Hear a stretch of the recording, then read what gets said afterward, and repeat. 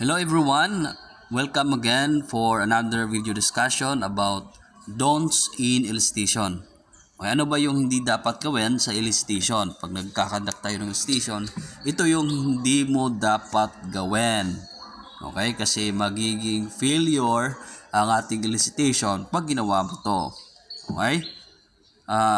First, don't ask question that require yes or no answer.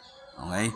Okay, huwag kang magtanong ng question that requires yes or no answer. Dapat yung tanong mo ay that requires narration. Okay? Open-ended question.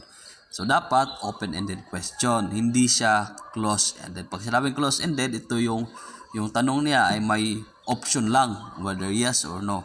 Don't ask that kind of question. Magtanong ka na mga open-ended question. Pag sinabing open-ended, okay, magsasalita si target, okay, magna-narrate siya, mag-storytelling siya, ganon. So, ganon dapat na mga katanungan, hindi yung close-ended question. That is answerable by yes or no only. Okay? Yan. Don't change a topic abruptly. Huwag kang mag-change topic agad. Dapat yung translation, for example, yung topic na meron kayo ngayon ay hindi yun, no? Hindi yun yung kasi magbibigay siya ng information sa topic na yon o kung ano yung alam niya, pero hindi yun yung gusto mong kunin na information. Okay? So, if sa ibang topic makukuha mo yung information na gusto mo. Okay, huwag kang mag-change topic agad. Okay? Hinahinay lang. Okay? Pwedeng tapusin nyo muna yung topic na yan. Okay? Bago lumipat with another topic. So, yung transition, dahan-dahan dapat. From one topic to another, dahan-dahan dapat. At it must be na may relation din yung first topic nyo sa second topic. Okay? So, yan. Don't change the topic. Huwag mong mag-change topic agad. Okay? Kasi kung mag-change topic ka agad, mahalata ka. Okay? Mahalata ka, baka magduda siya. Okay?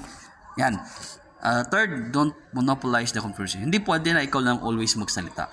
Okay? Dapat magsasalita din siya, magsasaliti ka. Yung normal, yung casual, parang nagiinuman lang.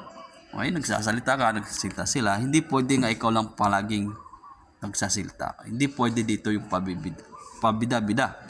Okay, kasi kung pabida-bida ka, okay, hindi gaganahan yung target mo na mag-share din ng kanyang opinion. Ganon.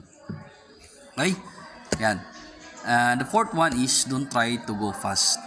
To go too fast. Huwag kang magmadali, hinay-hinay lang. Importante makuha mo yung desired information. And don't try to be the expert on the topics. Okay? Hindi pwede na ikaw yung magaling sa topic na pinag-uusapan. Okay? Mas maganda that target is siya yung talagang may alam sa topic. So he or she can share what he knows or what he or she knows. Okay?